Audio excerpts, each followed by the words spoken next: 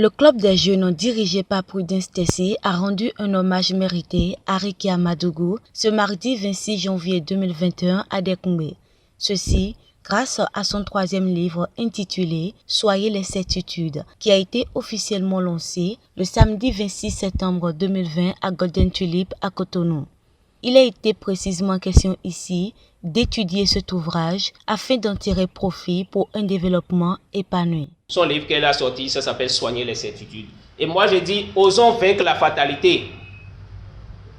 Il faut vaincre la fatalité. Et dans ce livre, ce que moi j'appelle joyau, nous avons la clé dedans. Ricky Amadougou, comme je l'ai dit, fait partie des personnalités influentes de l'Afrique. Parce qu'elle a dit non à la fatalité.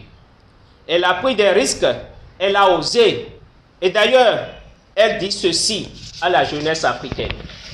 Je cite, « Jeunesse africaine, l'avenir peut et doit nous appartenir. Te résigner serait compromettre à tout jamais la résilience de notre beau continent, aujourd'hui objet de nouvelles convoitises à redouter. » Chers invités, chers amis, pour qu'ensemble nous ayons une Afrique forte, je n'ai pas un lien particulier avec Ricky Amadougou, mais son parcours m'épate. Son tout dernier livre m'a séduit. Je me retrouve dedans, car aujourd'hui, il nous faut un réel développement qui sera axé sur l'homme.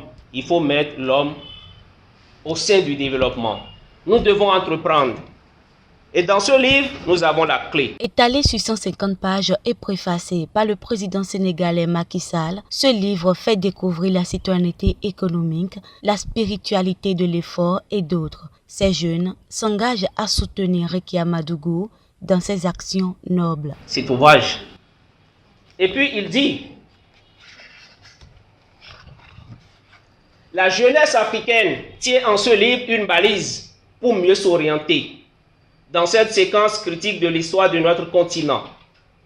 Que l'Afrique soit, grâce à une transition réussie, le futur du monde est devenu un lieu commun.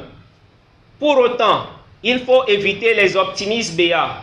C'est à ce devoir de vigilance que nous invite Ricky Amadougou, une nouvelle figure de femme africaine adossée à une triple source. Sa sensibilité d'intellectuel engagé, son expérience propre à des modèles théoriques revus à l'aune des besoins du développement de l'Afrique. Le propos est donc d'informer, au loin des envolées lyriques et spéculatives, femme d'expérience, à l'écoute des bruits de fond de sociétés africaines en mutation. Elle nous dit à travers ses lignes passionnées mais lucides que le développement n'a de sens que centré sur l'homme. Il faut arracher les plus démunis à l'étau de la pauvreté et du besoin.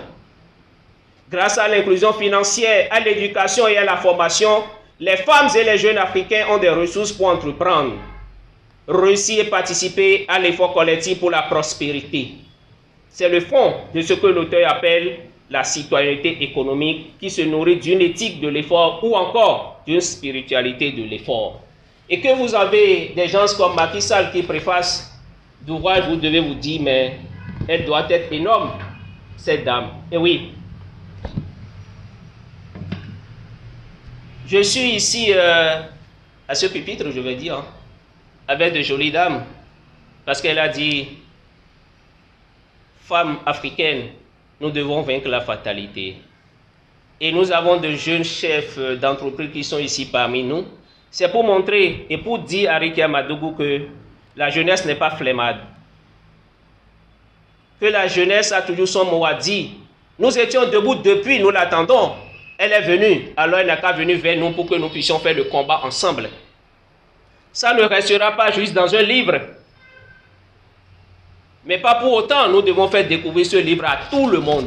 Pour le développement personnel, le social productif, la justice sociale, le développement du capital humain, la citoyenneté économique, la solidarité. Et c'est ce qui nous manque aujourd'hui. Nous ne sommes pas solidaires. En son temps, l'Amazone a eu à aider un certain nombre de femmes à gagner leur vie et à s'autonomiser. Dans ce cadre, les femmes sont invitées à prendre des engagements pour leur épanouissement. J'invite toutes les femmes à se mettre au travail faudrait pas que nous attendons tous des hommes.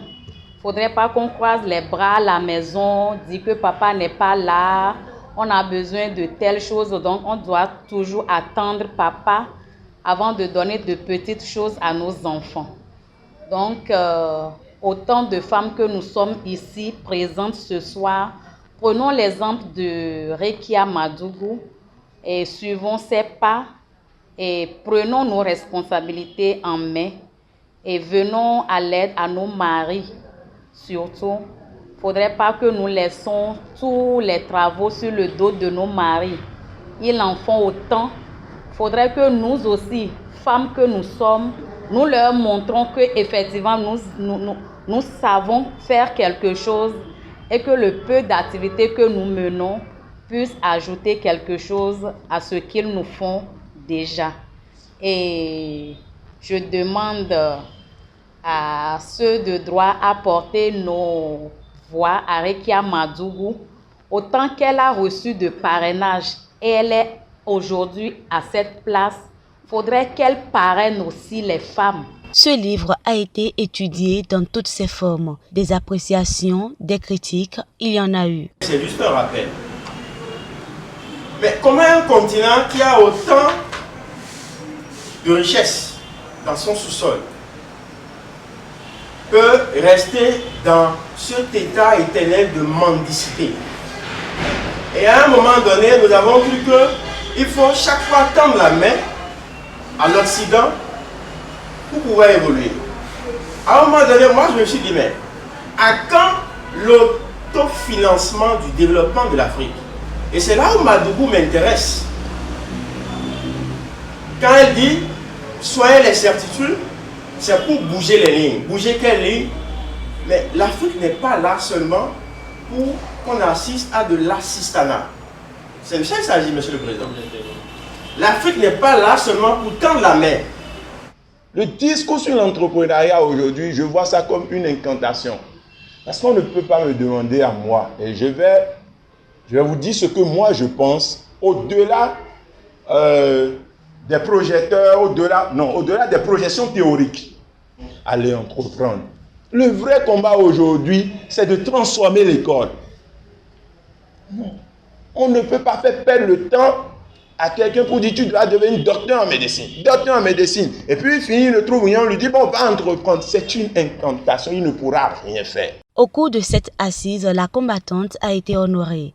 Mais il n'est pas question uniquement des écrits, mais aussi des actions. Ces jeunes font appel à l'Amazone Rekia Madougou pour un combat efficace, aboutissant au développement du Bénin. Dès lors, la jeunesse est invitée à entreprendre pour l'épanouissement financier, moral et spirituel.